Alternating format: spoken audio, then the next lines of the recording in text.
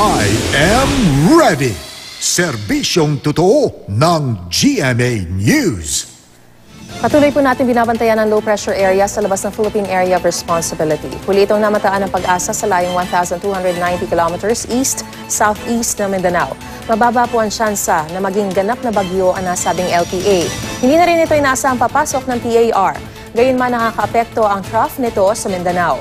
At base sa datos ng Metro Weather, malaking bahagi ng Mindanao ang uulanin maghapon kaya maging I am ready po sa posibleng pagbaha o pagguho ng lupa. Amihan naman ang umiiral sa Luzon at Visayas. Maliwalas na panahon ang aasahan ngayong maghapon pero may pag-ulan sa ilang bahagi ng Aurora, Quezon at Mindoro. Sa Metro Manila, mababa rin ang tsansa ng ulan ngayong araw. Gayon din sa malaking bahagi ng Visayas, maliban dyan sa Eastern Samar, ilang bahagi ng Negros at Panay Island. Pinasusungit pa rin ng amihan ang silangang baybayin ng Southern Luzon, Visayas at Mindanao kaya delikado po munang pumalaot ang may maliliit na sasakyang pandagat.